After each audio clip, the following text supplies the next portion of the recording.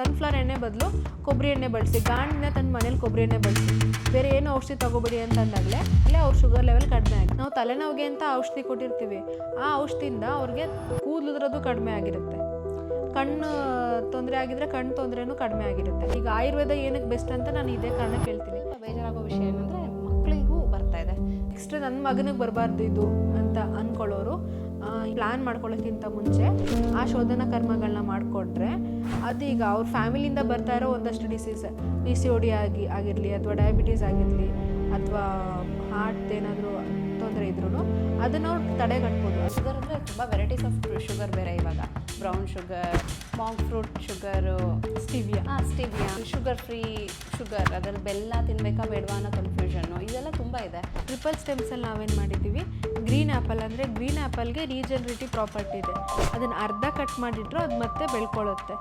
ಅದರಿಂದ ಸೆಲ್ಸ್ ತೊಗೊಂಡು ಮತ್ತು ಅದೇ ಗಿಡದ ಸ್ಟೆಮ್ ಅದನ್ನು ತೊಗೊಂಡು ಅದ್ರ ಜೊತೆಗೆ ಇನ್ನೊಂದಷ್ಟು ಆಯುರ್ವೇದ ಡ್ರಗ್ಸ್ಗಳನ್ನ ಸೇರಿಸಿ ನಾವು ಒಂದು ಔಷಧಿ ತಯಾರು ಮಾಡಿಕೊಡ್ತೀವಿ. ಎಷ್ಟು ಬೇಕಷ್ಟು ತಿಂತೀನಿ, ಅಷ್ಟೇ ಕರಗಿಸ್ತೀನಿ ಅಂತ ಓಕೆನಾ? ನಮಸ್ತೆ ಸಹನಾ ಅವರೇ. ನಮಸ್ತೆ, welcome to soul talk with Shilpa. Thank you. ಇವತ್ತು ನಾವು ಡಯಾಬಿಟೀಸ್ ಬಗ್ಗೆ ಮಾತಾಡಬೇಕು ಅಂತ ಅಂದ್ಕೊಂಡಿದ್ದೀವಿ, ಅದು ಆಯುರ್ವೇದ ಪರ್ಸ್ಪೆಕ್ಟಿವಿಂದ. ಡಯಾಬಿಟೀಸ್ ಅಂದರೆ ಒಂಥರ ಇವಾಗ ಹೆಂಗಾಗ್ಬಿಟ್ಟಿದೆ ಅಂದರೆ ಮನೇಲಿ ಎಲ್ರಿಗೂ ಇದೆ. ಒಂದು ಮನೇಲಿ ಒಬ್ಬೊಬ್ರಿಗಂತ ಅಟ್ಲೀಸ್ಟ್ ಒಬ್ರಿಗಿರುತ್ತೆ. ಅದರಲ್ಲಿ ಇತ್ತೀಚೆಗೆ ಸ್ವಲ್ಪ ಬೇಜಾರಾಗೋ ವಿಷಯ ಏನಂದರೆ ಮಕ್ಕಳಿಗೂ ಬರ್ತಾ ಇದೆ. ಸೊ ಇದಕ್ಕೆಲ್ಲ ಆ್ಯಕ್ಚುಲ್ ಡಯಾಬಿಟೀಸ್ ಅಂದರೆ ಯಾವಾಗಿಂದ ಬಂದಿತ್ತು, ಇದಕ್ಕೇನು ಕಾರಣ ಅಂದರೆ ಅದು ರೂಟ್ ಕಾಸ್ ಅಂತಂದರೆ ನಾವು ಇದು ಪ್ರಮೇಹ ಯಾವಾಗಲೂ ಆಯುರ್ವೇದದಲ್ಲಿ ಮೊದಲು ಬರ್ತಾ ಇದ್ದಿದ್ದು ಶ್ರೀಮಂತರಿಗೆ ಅಂತಂದರೆ ಯಾರು ಕೂತು ತಿಂತಿರ್ತಾರೋ, ಮನೇಲಿ ಕಾಳುಗಳಿರ್ತಾರೆ, ಶ್ರೀಮಂತರ ರೋಗ ಅಂತ ನಾವು ಕರಿತೀವಿ ಇದನ್ನು. ಅಂಥವ್ರಿಗೆ ಬರ್ತೈತೆ. ಅಂದರೆ ಯಾವಾಗಲೂ ಮಲಗಿರೋದು ಅಥವಾ ಯಾವಾಗಲೂ ಕೂತಿರೋದು, ಅಂದರೆ ಈಗ ರಾಜ್ಯದ ರೋಗ ಅಂತ ಅಂದರೆ ಅವರು ಬರೀ ಆಸನದಲ್ಲಿ ಕೂತಿರ್ತಾರೆ ಅಥವಾ ಏನು ಕಡಿಮೆ ಕೆಲಸ ಮಾಡ್ತಾರೆ ಅಂತ ಅವ್ರಿಗೆ ಬರ್ತಿತ್ತು. ಇವಾಗ ಎಲ್ರಿಗೂ ಏನಕ್ಕೆ ಬರ್ತಿದೆ ಅಂತಂದರೆ ಸೆಡೆಂಟ್ರಿ ಲೈಫ್ ಸ್ಟೈಲ್ ಅಂತಂದರೆ ಆಲ್ಮೋಸ್ಟ್ ಯಾರೂ ಎಲ್ಲರೂ ಕೂತು ಮಾಡೋ ಕೆಲಸನೇ ಇಷ್ಟಪಡ್ತಾರೆ. ಜಾಸ್ತಿ ಬೆವರು ಇಳಿಸೋಂಥ ಕೆಲಸಗಳು ಮಾಡೋದು ಅಂಥದ್ದು ತುಂಬ ಕಡಿಮೆ. ಎಲ್ಲರೂ ಸಿಸ್ಟಮಲ್ಲಿ ಮಾಡೋ IT ಕಂಪ್ನಿಯವ್ರು ಜಾಸ್ತಿ ಇರ್ತಾರೆ, ಅವ್ರಿಗೆ ಅದು ಆಲ್ಮೋಸ್ಟ್ ಜಾಸ್ತಿ ಬರ್ತಿರುತ್ತೆ. ಅದರಿಂದ ಇವಾಗ ಮನೇಲೂ ಜಾಸ್ತಿ ಆಗ್ತಿರೋ ಕಾರಣ ಇರ್ಬೋದು. ಇನ್ನು ಮಕ್ಳಿಗೆ ಏನಕ್ಕೆ ಬರ್ತಿದೆ ಅಂತಂದರೆ ಅದು ಈಗ ಬಾಡಿ ಅಡಾಪ್ಟ್ ಆಗ್ತಿರುತ್ತೆ. ಈಗ ಪ್ರತಿಯೊಂದು ಅಷ್ಟೇ, ಅದು ಜನ್ರೇಷನ್ ಟು ಜನ್ರೇಷನ್. ಈಗ ನಮ್ಮ ಜನ್ರೇಷನ್ಗೆ ಏನು ಬೇಕಾಗಿರುತ್ತೆ, ಈಗ ನಾವು ಏನೋ ಬೇಕು ಅಂತಿದ್ದು ನಮ್ಗೆ ಇದಿಲ್ಲ, ನಮ್ಮ ಬಾಡಿ ಹೆಂಗೆ ಊಟ ಮಾಡಿ ನಮ್ಮ ಬಾಡಿ ಹೆಂಗೆ ಮೆಕ್ಯಾನಿಸಮ್ ಇರುತ್ತೋ ನಮ್ಮ ಮಕ್ಳಿಗೆ ಅದೇ ಮೆಕ್ಯಾನಿಸಮ್, ಅಂದರೆ ಜೀನ್ಸ್ ಅಂದರೆ ಅದೇ. ಅದರಿಂದನೇ ನೆಕ್ಸ್ಟ್ ನಮ್ಮ ಬಾಡಿ ಹೆಂಗೆ ವರ್ಕ್ ಆಗ್ತಿರುತ್ತೋ ನಾವು ನಮ್ಮದು ಲೈಫ್ ಸ್ಟೈಲಿಂದ ನಮ್ಮ ಬಾಡಿ ಹಂಗೆ ವರ್ಕ್ ಆಗ್ತಿರುತ್ತೆ. ನೆಕ್ಸ್ಟ್ ಮಕ್ಳಿಗೆ ಅದು ಕಲ್ಸೋದು ನಾವೇ ಅಲ್ವಾ, ನಾವೇನು ಮಾಡ್ತೀವಿ ಅದನ್ನು ಮಕ್ಳಿಗೆ ಕಲ್ತಿರ್ತಾರೆ. ಹಾಗೆ ನಮ್ಮ ಬಾಡಿ ಮೆಕ್ಯಾನಿಸಮ್ನು ಅವ್ರ ಬಾಡಿ ಮೆಕ್ಯಾನಿಸಮ್ ಅದನ್ನೇ ಕಲ್ತ್ಕೊಳ್ಳುತ್ತೆ. ಅದರಿಂದ ಮಕ್ಳುಗಳಿಗೂ ಬರ್ತಿರುತ್ತೆ. ಅಂದರೆ ಅದು ಅಂದರೆ ಜೀನ್ಸಿಂದ ಅದು ಜೆನೆಟಿಕ್ಕಾಗೆ ಇವಾಗ ಡಯಾಬಿಟಿಸ್ ಅಂದರೆ ಇದು ಜೆನೆಟಿಕಲ್ ಡಿಸಾರ್ಡರ್ ಅಂತಲೂ ಹೇಳ್ತಾರೆ. ಸೊ ಅದು ನೀವು ಹೇಳ್ತಾ ಇರೋದು ಜೆನೆಟಿಕಲಿ ಪಾಸ್ ಆಗಿರುತ್ತೆ ಅಂತ ಹೇಳಿ. ಜೆನೆಟಿಕಲಿ ಅಂದರೆ ಎರಡು ಬರುತ್ತೆ, ಟೈಪ್ 2 ಆ್ಯಂಡ್ ಟೈಪ್ 1 ಅಂತ. ಜೆನೆಟಿಕಲಿ ಬರೋದನ್ನು ಟೈಪ್ 1 ಡಯಾಬಿಟೀಸ್ ಅಂತ ಹೇಳ್ತೀವಿ. ನಮ್ಮ ಲೈಫ್ ಸ್ಟೈಲಿಂದ ಬಂದರೆ ಟೈಪ್ 2 ಅಂತ ಹೇಳ್ತೀವಿ. ಓಕೆ. ಸೊ ಟೈಪ್ 1 ಯಾವುದು ಕ್ಯೂರಬಲ್ ಅಲ್ಲ ಅಂತ ಅಂದರೆ ಎರಡೂ ಕ್ಯೂರಬಲೇ. ಟೈಪ್ 1 ಸ್ವಲ್ಪ ಕಷ್ಟ, ಯಾಕಂದರೆ ಅವ್ರದ್ದು ಮೇನ್ ರೂಟೇ ಅಂದರೆ ಈಗ ಜೀನ್ಸ್ ಅಂದರೆ ಮೊದಲು ಅಮ್ಮನಿಂದ ಬಂದಿರೋ ಜೀನ್ಸ್, ಫ್ಯಾಮಿಲಿಯಿಂದ ಬಂದಿರೋ ಜೀನ್ಸ್ ಮೊದಲು ರೂಟ್ ಹುಟ್ರು ಗುಣ ಸುಟ್ರು ಹೋಗಲ್ಲ ಅಂತ ಹೇಳ್ತೀವಲ್ಲ, ಹಂಗೆ ಜೀನ್ಸಿಂದ ಇರೋದನ್ನು ಸ್ವಲ್ಪ ಕಷ್ಟ ಮಾಡೋದು.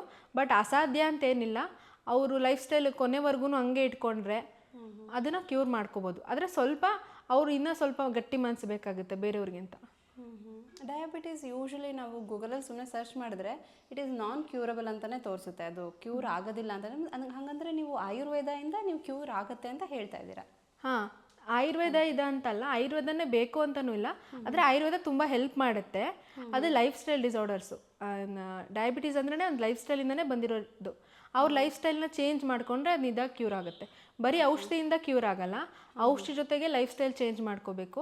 ಔಷಧಿ ಒಂದಷ್ಟು ಮಟ್ಟಿಗೆ ಅವ್ರದ್ದು ಬ್ಯಾಲೆನ್ಸ್ ಆಗೋ ತನಕ, ಈಗ ಜಾಸ್ತಿ ಆಗಿದ್ದರೆ ಅದು ಕಡಿಮೆ ಆಗೋ ತನಕ ಔಷಧಿ ತೊಗೊಂಡು, ಕಡಿಮೆ ಆದಮೇಲೆ ಅವ್ರು ಯಾವ ರೀತಿ ರೋಟೀನ್ ಇತ್ತು ಅದೇ ರೋಟೀನ್ ಫಾಲೋ ಮಾಡ್ತಿದ್ರೆ ಅವ್ರು ಕ್ಯೂರ್ ಆಗುತ್ತೆ. ಹಾಗೆ ನಾನು ಯೂಶ್ವಲಿ ಡಯಾಬಿಟೀಸ್ ಅಂತ ಕೇಳಿದ ತಕ್ಷಣ ಯಾವಾಗಲೂ ಒಂದು ರ್ಯೂಮರ್ ಏನು ಅಂದರೆ, ಅದು ರ್ಯೂಮರ್ ಇರ್ಬೋದು, ನಿಜ ಇರ್ಬೋದು, ನಂಗೆ ಗೊತ್ತಿಲ್ಲ. ಬಟ್ ಹೇಳೋದೇನೆಂದರೆ, ಇವಾಗ ಬ್ರಿಟಿಷ್ ರೂಲಿಂಗ್ ಟೈಮ್ ಇರುತ್ತೆ ಅಲ್ಲ, ಅವಾಗಿಂದನೇ ಬಂದಿರೋದು ಅಂತ ಹೇಳ್ತಾರೆ. ಗೋಧಿ ಕಾರಣ ಅಂತಲೂ ಹೇಳ್ತಾರೆ. ಡಯಾಬಿಟಿಸ್ ಇದು ಆಗೋದಕ್ಕೆ. ಯಾಕಂದರೆ ಅವರೇ ಗೋಧಿನ ಇಂಟ್ರೊಡ್ಯೂಸ್ ಮಾಡಿದ್ರು ಅಂತ. ಆ್ಯಂಡ್ ಮೋಸ್ಟ್ಲಿ ರೈಸ್ ಕೂಡ ಪ್ರಾಬಬ್ಲಿ. ಸೊ ನಿಮಗೆ ಅದ್ರ ಮೇಲೆ ಒಪಿನಿಯನ್ ಏನು? ಅದು ಆ್ಯಕ್ಚುಲಿ ನಿಜ ಬ್ರಿಟಿಷರ ಕಾಲದಿಂದ ಬಂದಿಲ್ಲ, ಅದು ಮೊದಲಿಂದನೂ ಇತ್ತು. ಅಂದರೆ ಬ್ರಿಟಿಷರ ಕಾಲದಲ್ಲಿ ಏನಕ್ಕೆ ಬಂತಂದರೆ ನಮ್ಮ ಜನರಿಗೆ ಈ ಥರ ಸೆಡೆಂಟರಿ ಲೈಫ್ ಸ್ಟೈಲ್ ಹೇಳ್ಕೊಟ್ಟಿದ್ದೆ ಬ್ರಿಟಿಷರು ಅಲ್ವಾ. ನಮ್ ಜನ ಮೊದಲು ಈ ರೀತಿ ಇರ್ತಿರ್ಲಿಲ್ಲ, ಸಿಸ್ಟಮ್ ಅಲ್ಲಿ ವರ್ಕ್ ಮಾಡೋದು ಅವ್ರಿಗೆ ಗೊತ್ತಿರ್ಲಿಲ್ಲ, ಕುತ್ಕೊಂಡು ತಿನ್ನೋದು ಅವ್ರಿಗೆ ಗೊತ್ತೇ ಇರಲಿಲ್ಲ, ಎಲ್ಲರೂ ಏನಾದ್ರೂ ದುಡ್ಕೊಂಡೇ ಮಾಡ್ತಾ ಇದ್ರು. ಅವ್ರ ಲೈಫ್ ಸ್ಟೈಲ್ ಈ ತರ ಲೈಫ್ ಸ್ಟೈಲ್ ಹೇಳ್ಕೊಟ್ಟಿದ್ದು ಬ್ರಿಟಿಷರು, ಅದರಿಂದ ಬ್ರಿಟಿಷರನ್ನ ಜಾಸ್ತಿ ಆಯ್ತು ಅಂತ ಹೇಳ್ಬೋದು. ಜಾಸ್ತಿ ಆಗಿರುತ್ತೆ. ಮತ್ತೆ ಗೋಧಿ ಅಂತಂದ್ರೆ ಗೋಧಿ ರೈಸು ಅಂದ್ರೆ ನಾವು ಊಟ ಮಾಡೋ ಎಲ್ಲದ್ರಲ್ಲೂ ಶುಗರ್ ಅಂಶ ಇದ್ದೇ ಇರುತ್ತೆ. ಶುಗರ್ ಬರೀ ನಾವು ಊಟಕ್ಕೆ ಬರೀ ಶುಗರ್ ಹಾಕೊಂಡ್ರೆ ಶುಗರ್ ಇರಲ್ಲ, ಎಲ್ಲದ್ರಲ್ಲೂ ಇರುತ್ತೆ. ಸ್ಟಾರ್ಚ್ ಅಂತ ಹೇಳ್ತೀವಿ ನಾವು, ಅಂದ್ರೆ ಗೋಧಿಲಿ ಅಕ್ಕಿಲಿ ಎಲ್ಲ ನಾವು ತಿನ್ನೋ ಎಲ್ಲ ಆಲೂಗೆಡ್ಡೆಲಿ ಎಲ್ಲದ್ರಲ್ಲೂ ಇರುತ್ತೆ. ಎಷ್ಟು ಪ್ರಮಾಣದಲ್ಲಿ ಬಳಸ್ತೀವಿ ಅನ್ನೋದು ಮುಖ್ಯ ಆಗುತ್ತೆ. ಇವಾಗ ಗೋಧಿ ಅಂದ್ರೆ ಫುಲ್ ಗ್ರೇನ್ ಗೋಧಿ ಅಂತ ಬರುತ್ತೆ, ಅದನ್ನ ತಿಂದ್ರೆ ಬರಲ್ಲ. ಈಗ ಎಲ್ಲ ಪಾಲಿಶ್ ಆಗಿರೋದೇ ಬರುತ್ತೆ, ಅದರಿಂದ ಬರೋ ಚಾನ್ಸಸ್ ಇರುತ್ತೆ. ಗೋಧಿಯಿಂದ ಫೈಬರ್ ಕಂಟೆಂಟ್ ಕಡಿಮೆ ಇದ್ರೆ ಬರುತ್ತೆ. ಫೈಬರ್ ಈಗ ನಾವು ಕಾರ್ಬೋಹೈಡ್ರೇಟ್ ಅಂತ ಹೇಳ್ತೀವಿ, ರೈಸಲ್ಲೂ ಇರುತ್ತೆ, ಅದು ಗೋಧಿಲೂ ಇರುತ್ತೆ. ಅಂದರೆ ರೈಸ್ ಬಿಟ್ಬಿಟ್ಟು ಬರೀ ಗೋಧಿ ತಿಂದ್ರೂ ಶುಗರ್ ಏನು ಕಡಿಮೆ ಆಗಲ್ಲ, ಹಂಗಂತ ಬರೀ ಗೋಧಿನ ತಿಂದೇ ಇದ್ರೂ ಬರ್ತದೆ. ಬಟ್ ಯೂಶ್ವಲಿ ಜನಗಳಿಗೆ ಹೆಂಗಾಗ್ಬಿಟ್ಟಿದೆ ಅಂದರೆ ಡಯಾಬಿಟೀಸ್ ಅಂದರೆ ಅದಕ್ಕೆ ಶುಗರೇ ಕಾರಣ ಅಂತ. ಸೊ ಇದಕ್ಕೆ ನಿಮ್ಮ ಒಪಿನಿಯನ್ ಏನಂದರೆ ಅದರಲ್ಲೂ ಶುಗರ್ ಅಂದರೆ ತುಂಬ ವೆರೈಟೀಸ್ ಆಫ್ ಶುಗರ್ ಬೇರೆ. ಇವಾಗ ಬ್ರೌನ್ ಶುಗರ್, ಅದರಲ್ಲಿ ಬೆಲ್ಲ ತಿನ್ನಬೇಕಾ ಬೇಡವಾ ಅನ್ನೋ ಕನ್ಫ್ಯೂಷನ್ನು ಇದೆಲ್ಲ ತುಂಬ ಇದೆ. ಕೆಲವರು ಶುಗರ್ ಲಿಟ್ರಲಿ ತಿನ್ನೋದೇ ಇಲ್ಲ. ನಾನೇ ನೋಡಿದ್ದೀನಿ, ನನಗೆ ಪರ್ಸ್ನಲ್ ಆಗಿ ನನಗೆ ಗೊತ್ತಿರೋರು, ಎಸ್ಪೆಷಲಿ ಆಂಧ್ರ ಕಡೆಯವರು ಆಲ್ಮೋಸ್ಟ್ ಸ್ವೀಟ್ ಹತ್ರ ತಿನ್ನೋದೇ ಇಲ್ಲ. ಬಟ್ ಅವ್ರಿಗೆಲ್ಲ ಜಾಸ್ತಿ ಇನ್ನೂ ನೋಡಿದ್ದೀನಿ ನಾನು ಇದು ಡಯಾಬಿಟೀಸ್ ಬರ್ತಿರೋದು ನಮ್ಮ ಫ್ಯಾಮಿಲಿಯಲ್ಲೇ, ನಮ್ಮ ಕಡೆ ಇರೋರಿಗೆ ಎಲ್ಲ. ಸೊ ಇದು ಏನು ಆ್ಯಕ್ಚುಲಿ ಇದು ಶುಗರ್ ಕಾರಣ ಅಲ್ಲ, ಮೂಲ ಕಾರಣ ಅಲ್ಲ ಅನ್ಸುತ್ತೆ. ಮತ್ತು ಬಂದ ಮೇಲೆ ಯಾವ ಶುಗರ್ ತಗೋಬೇಕು, ಯಾವ ಶುಗರ್ ತಗೋಬಾರ್ದು, ಇದೆಲ್ಲ ಸ್ವಲ್ಪ ಕ್ಲಾರಿಟಿ ಹೇಳ್ತೀರಾ? ಶುಗರ್ ಮೇನ್ ಕಾರಣ ಅಂತಂದರೆ, ಶುಗರ್ ಅಂತಂದರೆ ಎಲ್ಲರಿಗೂ ಬೇಕೇ ಬೇಕು. ಅಂದರೆ ಬರೀ ಕಾಫಿಗೆ ಹಾಕೋ ಶುಗರ್ ಅಷ್ಟೇ ಶುಗರ್ ಅಲ್ಲ. ಶುಗರ್ ಅಂದರೆ ಅದು ಗ್ಲೂಕೋಸ್ಗೆ ನಮ್ಮ ಬಾಡಿಗೆ ಶಕ್ತಿ ಬೇಕಾಗಿರೋದ್ರಿಂದ ಶುಗರ್ ನಮ್ಮ ಬಾಡಿಲೇ ಉತ್ಪತ್ತಿ ಆಗುತ್ತೆ. ಗ್ಲೂಕೋಸ್ ಅಂದ್ರೇ ಶುಗರ್, ಗ್ಲೂಕೋಸ್ ಬೇಕೇ ಬೇಕು ಬಾಡಿಗೆ. ಅವರು ಬೇರೆ ಶುಗರ್ ತಗೊಳ್ಳಿಲ್ಲ ಅಂದ್ರೆ ಊಟ ಮಾಡಿದ್ರಿಂದ ಅದೇ ಶುಗರ್ ಉತ್ಪತ್ತಿ ಆಗುತ್ತೆ. ಎಲ್ಲದರಲ್ಲೂ ಎಲ್ಲ ಆಹಾರದಲ್ಲೂ ಶುಗರ್ ಇದ್ದೇ ಇರುತ್ತೆ. ಸೊ ಅದು ಬೇರೆ ಆಹಾರಗಳು ಜಾಸ್ತಿ ತಗೊಳ್ಳೋದ್ರಿಂದ, ಅಥವಾ ಅವ್ರು ಶುಗರ್ ತಿಂದೆ ಮೈದಾ ಜಾಸ್ತಿ ತಿಂತಿರ್ಬೋದು, ಇಲ್ಲ ಗೋಧಿ ಜಾಸ್ತಿ ತಿಂತಿರ್ಬೋದು, ಇಲ್ಲ ರೈಸ್ ತಿಂತಿರ್ಬೋದು. ರೈಸಲ್ಲೂ ಕಾರ್ಬೋಹೈಡ್ರೇಟ್ ಇರೋದ್ರೆ ಅದು ಶುಗರ್ ಅಂದರೆ ಸುಕ್ರೋಸ್ ಬಂದೇ ಬರುತ್ತೆ, ಅದರಿಂದ ಬಂದಿರ್ಬೋದು. ನೀವು ಹೇಳ್ದಂಗೆ ಆಲ್ರೆಡಿ ಶುಗರ್ ಇರೋರ್ಗೆ ಅಂದರೆ ಡಯಾಬಿಟೀಸ್ ಬಂದಿರೋರಿಗೆ ಯಾವ ಶುಗರ್ ತೊಗೊಂಡ್ರೆ ಒಳ್ಳೆಯದು ಅಂತಂದರೆ ಅದರಲ್ಲಿ ಏನು ಅಷ್ಟು ಚೇಂಜಸ್ ಇಲ್ಲ, ಬರೀ ಸಕ್ಕರೆ ಬೆಲ್ಲ ಎರಡೂ ಅಷ್ಟೇ ಇರುತ್ತೆ ಆಲ್ಮೋಸ್ಟ್. ಅಂದರೆ ಈಗ ನಮ್ಮದು ಹಳೆ ಜನ್ರೇಷನಿಗೆ ಹೋದರೆ ಅವ್ರಿಗೆ ಕೆಲವ್ರಿಗೆ ಶುಗರ್ ಅಂದ್ರೆ ಏನಂತಾನೆ ಗೊತ್ತಿರಲಿಲ್ಲ, ಅದು ಅವಶ್ಯಕತೆನೇ ಇರಲ್ಲ. ಈಗ ನಮಗೆ ನಮ್ಮ ಮುಂದಿನ ಜನ್ರೇಷನ್ ಅವ್ರಿಗೆ ನಾವು ಅದನ್ನು ಅಭ್ಯಾಸ ಮಾಡಿಲ್ಲ ಅಂದರೆ ಅವ್ರಿಗೆ ಗೊತ್ತೇ ಆಗಲ್ಲ. ಅಂದರೆ ಅದು ಸುಮ್ಮನೆ ಅದು ಇಲ್ಯೂಷನ್ ಅಷ್ಟೇ, ಟೇಸ್ಟ್ ನಮ್ಮ ನಾಲ್ಗೆಗೋಸ್ಕರ ಶುಗರ್ ತಗೊಳ್ಳೋದಷ್ಟೇ, ಅದರಿಂದ ಏನೂ ಅಷ್ಟು ಯೂಸ್ ಇಲ್ಲ. ನಮ್ಗೆ ಅದು ಅಭ್ಯಾಸ ಆಗ್ಬಿಟ್ಟಿರೋದ್ರಿಂದ ನಮ್ಗೆ ಅದೇ ಬೇಕಾಗಿರುತ್ತೆ. ಈ ಕೆಲವ್ರು 3 ಚಮಚ ಶುಗರ್ ತಗೊಂಡಿರ್ತಾರೆ, ಅವ್ರಿಗೆ ಬರೀ 1 ಚಮಚ ಕೊಟ್ಟರೆ ಅದು ಸಪ್ಪೆ ಅಂತ ಅನ್ಸುತ್ತೆ. ಅರ್ಧ ಚಮಚ ಶುಗರ್ ತಗೊಳ್ತಿರೋರಿಗೆ ನೀವು 1 ಚಮಚ ಕೊಟ್ಟರೆ ಫುಲ್ ಜಾಸ್ತಿ ಶುಗರ್ ಅನ್ಸುತ್ತೆ. ಇಬ್ಬರಿಗೂ ಸೇಮ್ ಶುಗರ್ ಹಾಕಿರ್ತೀರಾ, ಆದ್ರೆ ಅವ್ರಿಗೆ ಸಪ್ಪೆ ಅನಿಸ್ತಿರುತ್ತೆ, ಇವ್ರಿಗೆ ಶುಗರ್ ಜಾಸ್ತಿ ಅನಿಸ್ತಿರುತ್ತೆ. ಯಾಕಂದ್ರೆ ಅವ್ರದ್ದು ನಾಲ್ಗೆ ಅಡಾಪ್ಟೇಷನ್ ಮೇಲೆ ಡಿಪೆಂಡ್ ಆಗುತ್ತೆ. ಅದು ಅವ್ರು ಶುಗರ್ ಇಲ್ಲದೆ ಅಡಾಪ್ಟ್ ಮಾಡ್ಕೊಂಡಿದ್ರೆ ಶುಗರ್ ಬೇಕಾಗಿರಲ್ಲ, ಶುಗರ್ನ ಜಾಸ್ತಿ ಅಡಾಪ್ಟ್ ಮಾಡ್ಕೊಂಡಿದ್ರೆ ಶುಗರ್ ಬೇಕು ಅಂತಿರುತ್ತೆ. ಈಗ ಆಲ್ರೆಡಿ ಅಭ್ಯಾಸ ಆಗಿರೋರಿಗೆ ಅದನ್ನ ಸ್ವಲ್ಪ ಕಂಟ್ರೋಲ್ ಮಾಡ್ಕೋಬೇಕಾಗತ್ತೆ. ಮುಂದಿನ ಜನ್ರೇಷನ್ಗೆ ಅವರು ಶುಗರ್ ಅಭ್ಯಾಸನೇ ಮಾಡಿಸಿಲ್ಲ ಅಂದರೆ ಅದರ ಅವಶ್ಯಕತೆನೇ ಇರಲ್ಲ. ಓಕೆ, ಇವಾಗ ಶುಗರು ಹಾಗಾದರೆ ಬಂದಿರೋರು ಆಲ್ಮೋಸ್ಟ್ ಕಂಪ್ಲೀಟ್ಲಿ ಅವಾಯ್ಡ್ ಮಾಡೋದೇ ಒಳ್ಳೇದು ಅಂತೀರಾ? ಅಂದರೆ ಬೆಲ್ಲ ಇವಾಗ ಸಬ್ಸ್ಟಿಟ್ಯೂಟ್ ಆಗೋದೇ ಇಲ್ಲ ಅಂತಂದರೆ ಸ್ವಲ್ಪ ತಗೊಳ್ಬೇಕು. ಆದರೆ ಸಕ್ಕರೆ ತಗೊಳ್ಳಲ್ಲ, ಬೆಲ್ಲ ತಗೊಂಡ್ರೆ ಕಡಿಮೆ ಆಗುತ್ತೆ ಅಂತ ಬೆಲ್ಲ ಜಾಸ್ತಿ ತಗೊಂಡ್ರೆ ಅದರಲ್ಲಿ ಏನಷ್ಟು ಡಿಫ್ರೆನ್ಸ್ ಆಗಲ್ಲ, ಅವ್ರು ಶುಗರ್ ತಗೊಂಡಾಗೇನೆ ಅದು. ಇವಾಗ ಹೊಸದಾಗಿ ಇವು ಬಂದಿದ್ದಾವಲ್ಲ, ಮಾಂಗ್ ಫ್ರೂಟ್ ಶುಗರು, ಆಮೇಲೆ ಬೇರೆ ಯಾವುದೋ ಒಂದು ಲೀಫ್ ಹೇಳ್ತಾರಲ್ಲ, ಸ್ಟಿವಿಯಾ, ಹಾಗೆ ಇನ್ನೊಂದು ತುಂಬ ವೆರೈಟೀಸ್ ಇವಾಗ ಶುಗರ್ ಫ್ರೀ ಶುಗರ್ ಅಂತ ಹೇಳ್ಬಿಟ್ಟು ಹಾಕಿರ್ತಾರೆ, ಅದೆಲ್ಲ ಹೇಗೆ? ಅದರೆಲ್ಲ ಅಂದರೆ ಈಗ ನಾರ್ಮಲ್ ನಾವು ಶುಗರ್ ತಗೊಳ್ತೀವಲ್ಲ ಅದ್ರಲ್ಲಿ ಸ್ವಲ್ಪ ಪಾಯ್ಸನಸ್ ಕಂಟೆಂಟ್ ಜಾಸ್ತಿ ಇರುತ್ತೆ. ಇದರಲ್ಲಿ ನಾರ್ಮಲ್ ನಾವು ವೈಟ್ ಶುಗರು ಅದರಲ್ಲಿ ಸ್ವಲ್ಪ ಕಡಿಮೆ ಇರುತ್ತೆ. ಅದು ಆ ಟೇಸ್ಟ್ಗೋಸ್ಕರ ತುಂಬ ಬೇಕನ್ನೋರು ಸ್ಟಿವಿಯಾ ತಗೋಬೋದು, ಅದರಲ್ಲಿ ಏನು ತೊಂದರೆ ಇಲ್ವಾ? ಓಕೆ, ಇವಾಗ ಆಯುರ್ವೇದ ಪ್ರಕಾರ ಇವಾಗ ಏನು ಲೈಫ್ ಸ್ಟೈಲ್ನ ಫಾಲೋ ಮಾಡಿದ್ರೆ ನಾವು ಡಯಾಬಿಟೀಸ್ನ ಅವಾಯ್ಡ್ ಮಾಡ್ಬೋದು, ಅಥವಾ ಈವನ್ ಫುಡ್ ಏನು ಕನ್ಸ್ಯೂಮ್ ಮಾಡಬೇಕು, ಏನು ಮಾಡಬಾರ್ದು? ಊಟದಲ್ಲಿ ಅಂತಂದರೆ ಅವ್ರಿಗೆ ಎಷ್ಟು ತಗೊಳ್ತಿರ್ತಾರೋ ಅದು, ಈಗ ಅವ್ರಿಗೆ ಶುಗರ್ ಜಾಸ್ತಿ ಆಗಿದೆ ಅಂದರೆ ಅಲ್ಲಿ ಆಲ್ರೆಡಿ ಸ್ಟೋರ್ ಆಗಿದೆ ಅಂತ ಅರ್ಥ. ಅವ್ರಿಗೆ ತಗೊಳ್ತಿರೋಷ್ಟು ಆಹಾರ ಅವ್ರಿಗೆ ಬೇಕಾಗಿರಲ್ಲ. ಅದರಲ್ಲಿ ಸ್ವಲ್ಪ ಎಷ್ಟು ತಗೊಳ್ತಿರ್ತಾರೋ ಅದರಲ್ಲೇ ಕ್ವಾಂಟಿಟಿ ಸ್ವಲ್ಪ ಕಡಿಮೆ ಮಾಡಿಕೊಂಡ್ರೆ ಇವಾಗ ಆಲ್ರೆಡಿ ಶುಗರ್ ಬಂದಿರೋರಿಗೆ ಹೆಲ್ಪ್ ಆಗುತ್ತೆ. ಮತ್ತು ಎಷ್ಟು ಕ್ವಾಂಟಿಟಿ ತಗೊಳ್ಳೋದು ಹೆಂಗೆ ಗೊತ್ತಾಗುತ್ತೆ ನಮ್ಗೆ ಇಷ್ಟೇ ನಮ್ಮ ದೇಹಕ್ಕೆ ಎಷ್ಟು ಬೇಕಾಗುತ್ತೆ ಅಂತಂದರೆ, ನಮ್ಮದು ಹೊಟ್ಟೆ ಇರೋದು ಒಂದು kg ಜಾಗದಷ್ಟು ಇರುತ್ತೆ, 1 ಲೀಟರ್ ಎಷ್ಟಿರುತ್ತೆ ಅಷ್ಟೇ. ಅದರಲ್ಲಿ ನಮಗೆ ಎಲ್ಲ ನಾರ್ಮಲ್ ಆಗಿರಬೇಕು, ಡೈಜೆಷನ್ ಚೆನ್ನಾಗಿ ಆಗಬೇಕಂದ್ರೆ 3 ಭಾಗ ಆಗಬೇಕು. ಒಂದು ಭಾಗದಲ್ಲಿ ಊಟ ನಾರ್ಮಲ್ ಸಾಲಿಡ್ ಫುಡ್ಡು, ಇನ್ನೊಂದು ಭಾಗ ನೀರು, ಇನ್ನೊಂದು ಭಾಗ ಖಾಲಿ ಬಿಡಬೇಕು. ಆವಾಗ ಡೈಜೆಷನ್ ಚೆನ್ನಾಗಾಗುತ್ತೆ. ಸೊ ಈಗ ನಾವು ಭಾಗ ಎಷ್ಟು ಅಂದ್ರೆ ಎಷ್ಟು ಭಾಗ ಸಾಲಿಡ್, ಎಷ್ಟು ಅಂದ್ರೆ ಈಗ 1 kg ಎಷ್ಟು ಅಂತ ಅಂದ್ರೆ ಈಕ್ವಲ್ ಡಿವಿಷನ್ ಅಂತ ಹೇಳ್ತೀರಾ? ಈಗ ಹೊಟ್ಟೆ ಇರೋದೇ ಇಷ್ಟೇ 1 kg ಎಷ್ಟು ಇರುತ್ತೆ ಅಷ್ಟೇ. ಅದರಲ್ಲಿ ಈಗ 3 ಭಾಗ ಮಾಡ್ಕೊಳ್ಳೋದು. ಅಂದ್ರೆ 350 ಗ್ರಾಮ್ ಅಥವಾ 400 ಗ್ರಾಮ್ ಅಷ್ಟು ಸಾಲಿಡ್, ಅದರಲ್ಲಿ ಇನ್ನೊಂದು ಭಾಗ ಲಿಕ್ವಿಡ್, ಇನ್ನೊಂದು ಭಾಗ ಖಾಲಿ ಬಿಡಬೇಕು. ನಾನು ಯಾಕೆ ಕೇಳಿದೆ ಅಂದರೆ ಯೂಶಲಿ ನಾನು ಒಂದು ಫಾಲೋ ಮಾಡ್ತಾ ಇದ್ದೆ, ಒಂದು 80% ಮಾತ್ರ ತಿನ್ನು, ಒಂದು 20% ಅಷ್ಟು ಖಾಲಿ ಇರಬೇಕು ಅಂತ. ಅದು ಲೈಟ್ ಫೀಲ್ ಆಗುತ್ತೆ ಅಂತ ನಾನು ಎಕ್ಸ್ಪೀರಿಯನ್ಸ್ ಮಾಡಿದೆ, ಅದಕ್ಕೋಸ್ಕರ ಕೇಳಿದೆ ನಿಮ್ಗೇನೋ ಒಂದು. ಅದೇ 80% ಅಲ್ಲಿ ಸಾಲಿಡ್ ಲಿಕ್ವಿಡ್ ಎರಡೂ ಸೇರಿರ್ಬೇಕು. 80% ಊಟ ಮಾಡಿ ಆಮೇಲೆ ಇನ್ನೊಂದು ನೀರು ಕುಡಿದ್ರೆ ಅದು ಸೇರ್ಕೊಳ್ಳುತ್ತೆ, ಅವಾಗ ಅದು 100% ಆಗ್ಬಿಡುತ್ತೆ. ನೀರ್ನು ಅಂದ್ರೆ ಲಿಕ್ವಿಡ್ನು ಸೇರಿ 80% ಆಗಬೇಕು. ಅವಾಗ ಅದು ನಾರ್ಮಲ್ ಆಗುತ್ತೆ. ಹಾಗೆ ಫುಡ್ ಏನು ತಗೋಬೇಕು, ಏನು ತಗೋಬಾರ್ದು ಇದೆಲ್ಲ ಹೇಳ್ತೀರಾ? ಏನು ತಗೋಬಾರ್ದು ಅಂದರೆ ಅದೇ ಮೈದಾ, ಗೋಧಿ, ಸಕ್ಕರೆ, ಈ 3ರಿಂದ ನಮಗೆ ಉಪಯೋಗ ಇರೋದನ್ನ ಬೇಕಾದರೆ ಸ್ವಲ್ಪ ಕಡಿಮೆ ತಗೊಂಡ್ರೂ ಆಗುತ್ತೆ. ಈ 3ರಿಂದ ದೇಹಕ್ಕೆ ಅಂತ ಯಾವುದೂ ಉಪಯೋಗ ಇಲ್ಲದೆ ಇರೋದ್ರಿಂದ 3ನೂ ಬಿಟ್ಟರೆ ಒಳ್ಳೇದು. ಆಗಲ್ಲ ಅಂದರೆ ನೀವು ಮೈದಾ ಹೇಳ್ತಿದ್ದೆ, ಅದು ಇವಾಗ ಫುಲ್ ಫೈಬರ್ ಇರುವಂಥ ಗೋಧಿ ಪ್ರಾಬ್ಲಮ್ ಇಲ್ಲ. ಹಾಗೆ ಫೈಬರ್ ಆಗಿರೋಂಥ ಗೋಧಿ ಸಿಗೋದು ಕಷ್ಟ, ಅದು ಸಿಕ್ಕಿ ತಗೊಂಡ್ರೆ ಒಳ್ಳೇದು. ಅದು ಇಲ್ಲ ಅಂದರೆ ಗೋಧಿ ಬಿಟ್ರೇ ಒಳ್ಳೇದು. ಯಾಕಂದರೆ ಫುಲ್ ಸಿಗೋದು ಇನ್ನೂ ಕಾಸ್ಟ್ ಜಾಸ್ತಿ ಇರುತ್ತೆ ಅವ್ರಿಗೆ. ಅದ್ರ ಫುಲ್ ಗೋಧಿನ ತಗೊಳಕ್ ಬದಲು ಇನ್ನು ಬೇರೆ ರಾಗಿ, ಜೋಳ ಅದೆಲ್ಲ ಇನ್ನೂ ಕಡಿಮೆಗೆ ಸಿಗುತ್ತೆ. ಅವರು ಅದನ್ನ ತಗೊಳಕ್ ಬದಲು ಇದನ್ನೇ ತಗೋಬೋದು. ಅದಕ್ಕೆ ನಾವು ಗೋಧಿನ ಬಿಟ್ಟರೆ ಒಳ್ಳೇದು ಅಂತ ಹೇಳ್ತೀವಿ. ಹೌದಾ? ಅಂದರೆ ನನಗೆ ಏನಕ್ಕೆ ಈ ಗೋಧಿ ಬಗ್ಗೆ ಸ್ವಲ್ಪ ಕನ್ಫ್ಯೂಷನ್ ಇದೆ ಅಂದರೆ, ಗೋಧಿಯಲ್ಲೂ ಇವಾಗ ಸ್ವಲ್ಪ ಡಿಫ್ರೆಂಟ್ ಗೋಧಿ ಸಿಗ್ತಾ ಇದೆ, ಒಂದು ಕರೆಕ್ಟು. ಇವಾಗ ರೆಗ್ಯುಲರ್ ಗೋಧಿ, ಇವಾಗ ಎಕ್ಸಾಂಪಲ್ ಲೈಕ್ ಶಾವ್ಗೆ ಏನೋ ತೊಗೊಳಕ್ಕೆ ಹೋಗ್ತೀವಿ, ಪಾಸ್ತಾ ತೊಗೊಳಕ್ಕೆ ಹೋಗ್ತೀವಿ, ಅದರಲ್ಲೆಲ್ಲ ಹೋಲ್ ವೀಟ್ ಅಂತ ಬರೆದಿರ್ತಾರೆ. ಆ ಹೋಲ್ ವೀಟನ್ನು ತೊಗೊಂಡ್ರೆ ಓಕೆನಾ ಅಂತ ಸ್ಟಿಲ್, ಅಥವಾ ನೀವು ಹೇಳ್ತಿರೋದು ಇನ್ನೂ ಡಿಫ್ರೆಂಟ್ ಯಾವುದೋ ವೀಟ್ ಹೇಳ್ತಾ ಇದ್ದೀರಾ? ಹೋಲ್ ವೀಟೇ ಓಕೆ, ಹೋಲ್ ವೀಟ್ ತಗೋಬೋದು, ಬಟ್ ಅದು ಅಲ್ಲಿ ಹಾಕಿರೋದೆಲ್ಲ ಅದರಲ್ಲಿ ಇರುತ್ತೆ ಅಂತ ಹೇಳೋಕ್ಕಾಗಲ್ಲ. ಓಕೆ. ಸೊ ಹೇಗೆ ಅದೇ ನೀವು ಹೇಳೋ ಪ್ರಕಾರ ಇವಾಗ ಜೋಳ, ರಾಗಿ ಇದನ್ನೆಲ್ಲ ಅಡಾಪ್ಟ್ ಮಾಡ್ಕೋಬೇಕು ಅಂತ ಹೇಳ್ಬಿಟ್ಟು. ಓಕೆ. ಹಾಗೆ ಇವಾಗ ಹಣ್ಣು ತರಕಾರಿಗಳು, ಇವಾಗ ಹಣ್ಣು ಕೆಲವೊಂದು ತಿನ್ನಬಾರ್ದು ಅಂತ ಹೇಳ್ತಾರೆ. ಅಥವಾ ಇವಾಗ ಹಾಗಲಕಾಯಿ ಎಕ್ಸಾಂಪಲ್, ಹಾಗಲಕಾಯಿ ತಿಂದರೆ, ಅಥವಾ ನೇರಳೆ ಬೀಜ, ನೇರಳೆ ಹಣ್ಣು ತಿಂದರೆ ಡಯಾಬಿಟಿಸ್ ಕಡಿಮೆ ಆಗುತ್ತೆ ಅಂತ ಹೇಳ್ತಾರೆ ಆಯುರ್ವೇದದಲ್ಲಿ. ಅದು ಇದೇನಾ? ಅದೇ ಅಂದರೆ ನೇರಳೆ ಅಂದರೆ ಅದರಲ್ಲಿ ಕಷಾಯ ರಸ ಜಾಸ್ತಿ ಇರುತ್ತೆ. ಇದು ಹಾಗಲಕಾಯಿ ಅಂದರೆ ತಿಕ್ತ ರಸ ಜಾಸ್ತಿ ಇರುತ್ತೆ. ಇದೆಲ್ಲ ಅಂದರೆ ನಮ್ಮದು ಶುಗರ್ ಅಂದರೆ ಮಧುರ ರಸ, ಇದಕ್ಕೆ ಆಪೋಸಿಟಾಗಿ ಕೆಲಸ ಮಾಡುತ್ತೆ. ಮಧುರ ಏನು ಮಾಡುತ್ತೆ? ಬ್ರಹ್ಮಾಂಡ ಮಾಡುತ್ತೆ. ಬ್ರಹ್ಮಾಂಡ ಅಂದರೆ ನರಿಶ್ಮೆಂಟು, ಅಂದರೆ ನಮ್ಮದು ವೇಟ್ ಜಾಸ್ತಿ ಮಾಡೋದು ಅಥವಾ ನರಿಶ್ಮೆಂಟ್ ಕೊಡೋಕ್ಕೆ ಮಧುರ ಜಾಸ್ತಿ ಹೆಲ್ಪ್ ಮಾಡುತ್ತೆ. ಕಷಾಯ ಅಂತಂದರೆ ಅದು ಕಷಾಯ ರಸ ಅಂದರೆ ರೂಕ್ಷ ಗುಣ ಅಂತ ಹೇಳ್ತೀವಿ. ಅಂತಂದರೆ ಡ್ರೈನೆಸ್ ಮಾಡೋದು ಅಥವಾ ತಿಂದಿರೋದನ್ನ ಚೆನ್ನಾಗಿ ಸ್ವಲ್ಪ ಡ್ರೈ ಮಾಡುತ್ತೆ ಅದು ಕಷಾಯ ರಸ. ಈಗ ನಾವು ಮಧುರದಿಂದ ಮಧುಮೇಹಿಗಳಿಗೆ ಜಾಸ್ತಿ ಇರೋದ್ರಿಂದ ಅವ್ರ ಕಷಾಯ ಆಪೋಸಿಟ್ ಗುಣ ಇರೋದ್ರಿಂದ ಅದನ್ನು ತೊಗೊಳಕ್ಕೆ ಹೇಳ್ತೀವಿ. ಕಷಾಯ ರಸ ಯಾವುದು ಅಂದರೆ ನೇರಳೆ ಹಣ್ಣಲ್ಲಿ ಕಷಾಯ ರಸ ಜಾಸ್ತಿ ಇರುತ್ತೆ, ಅದಕ್ಕೆ ಅದನ್ನು ತೊಗೊಳಕ್ಕೆ ಹೇಳ್ತೀವಿ. ಹಾಗಲಕಾಯಿ ಅಂದರೆ ತಿಕ್ತ ರಸ, ಅದು ಕೂಡ ಮಧುರಗೆ ಆಪೋಸಿಟ್ ರಸ, ಅದಕ್ಕೆ ನಾವು ಅದನ್ನು ಕೂಡ ತಗೊಳಕ್ಕೆ ಹೇಳ್ತೀವಿ.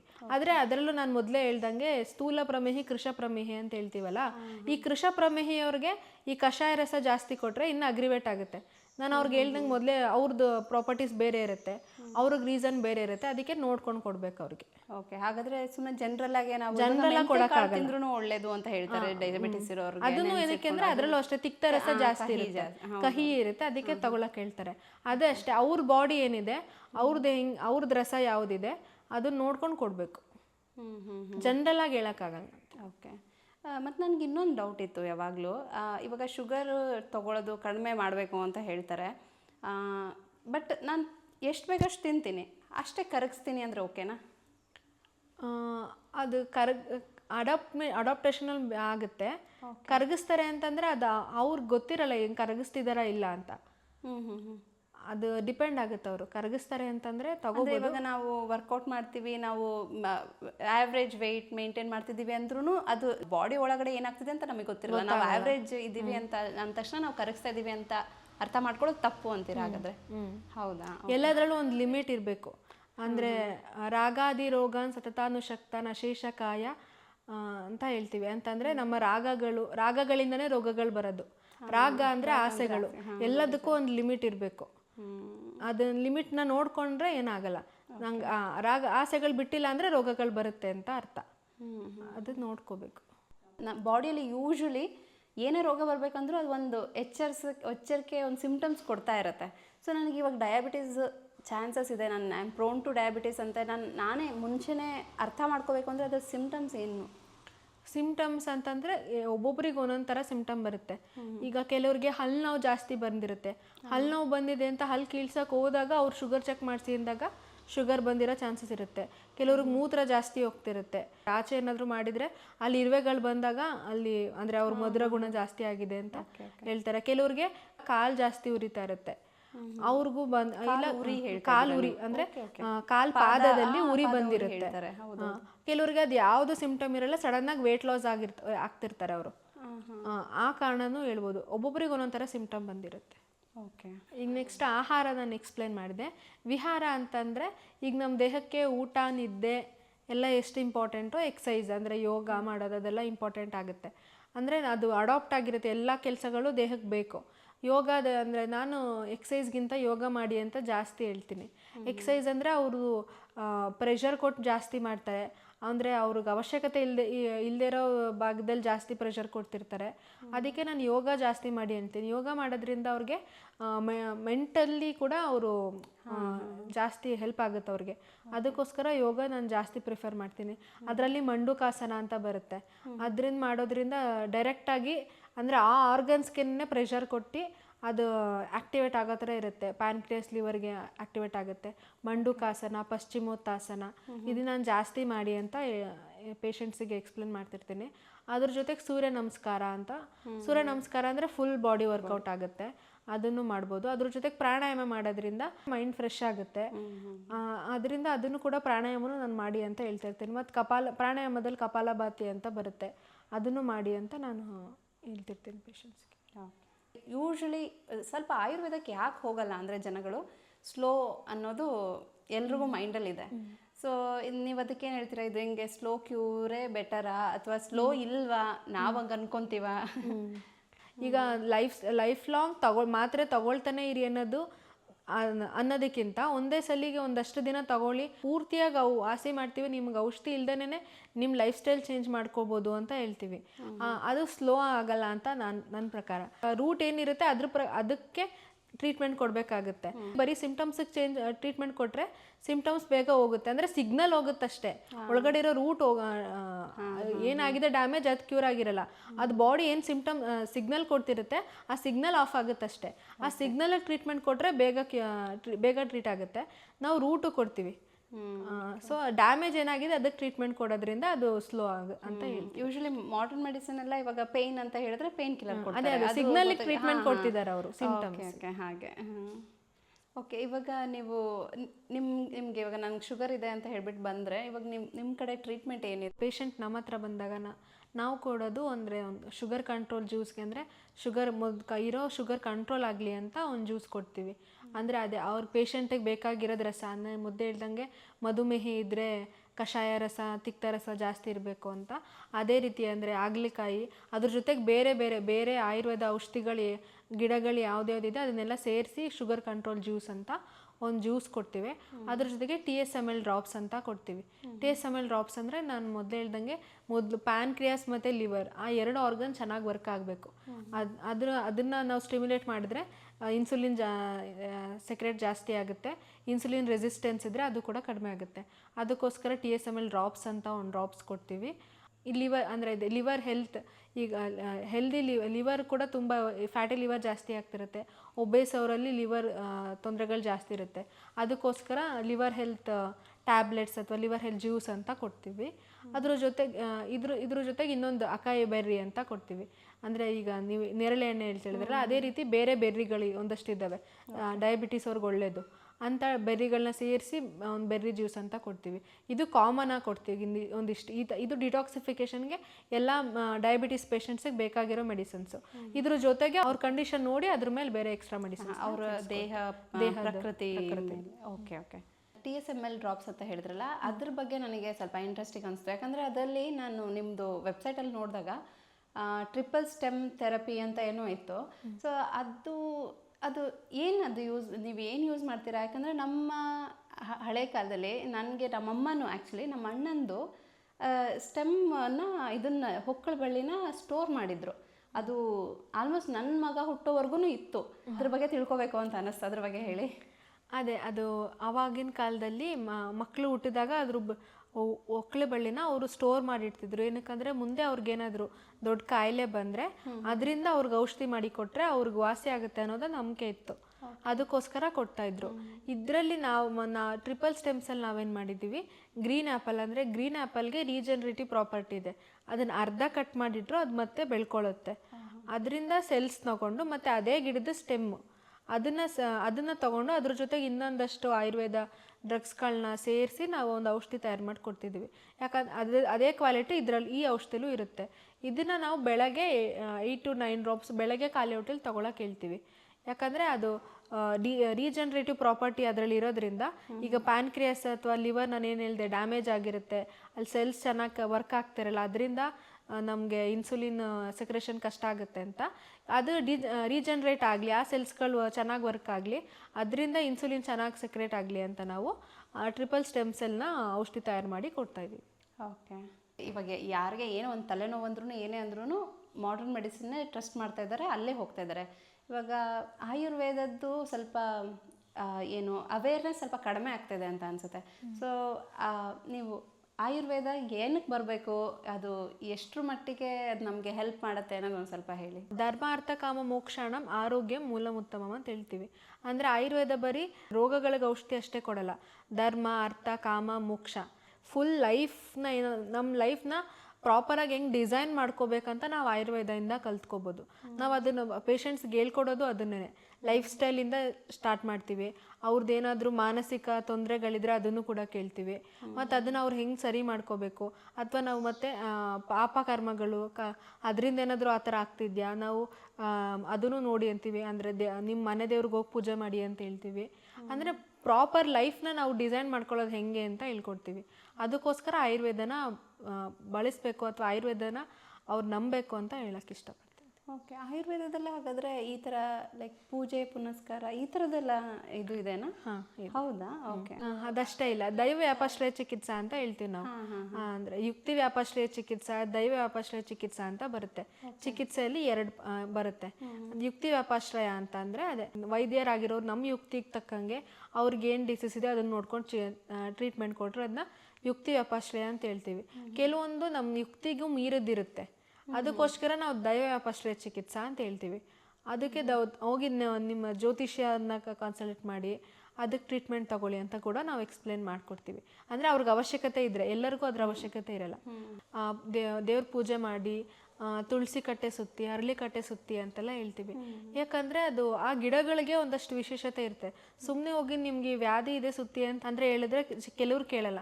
ದೇವ್ರ ಪೂಜೆ ಮಾಡಿದ್ರೆ ಒಳ್ಳೇದು ಅಂತ ಹೇಳಿದ್ರೆ ಅದನ್ನ ನಂಬ್ಕೊಂಡು ಪೂಜೆ ಮಾಡೋರು ಅಂತ ಇರ್ತಾರೆ. ಅಂದರೆ ಔಷಧಿ ಕೊಟ್ಟರೆ ತಗೊಳ್ಳಲ್ಲ, ದೇವ್ರ ಪ್ರಸಾದ ಅಂತ ಕೊಟ್ಟರೆ ತಗೊಳ್ತಾರೆ. ಆ ರೀತಿ ಕೊಡೋ ಕೆಲವೊಬ್ರಿಗೆ ಅದರ ಅವಶ್ಯಕತೆ ಇರುತ್ತೆ.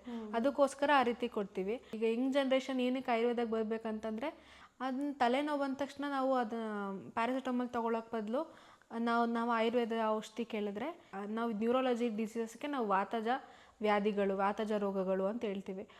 ಅಂಥ ರೋಗಗಳು ಬಂದಾಗ ನಾವು ಅವ್ರ ಬಾಡಿಲಿ ಜಿಡ್ನಾಂಶ ಕಡಿಮೆ ಆಗಿದೆ ಅಂತ, ಅಂದರೆ ಯಾವುದಾದ್ರೂ ತುಪ್ಪ ಅಥವಾ ಕೊಬ್ಬರಿ ಎಣ್ಣೆ ಅದನ್ನು ಬೆಳಗ್ಗೆ ಖಾಲಿ ಹೊಟ್ಟೆಲಿ, ಅಂದರೆ ಸ್ನಾನ ಎಲ್ಲ ಆದಮೇಲೆ ಮೂಗ್ಗೆ 3 ಡ್ರಾಪ್, 2 ಮುಗ್ಗು ಡ್ರಾಪ್ಸ್ ಹಾಕೊಳ್ಳೋಕೆ ಹೇಳ್ತೀವಿ.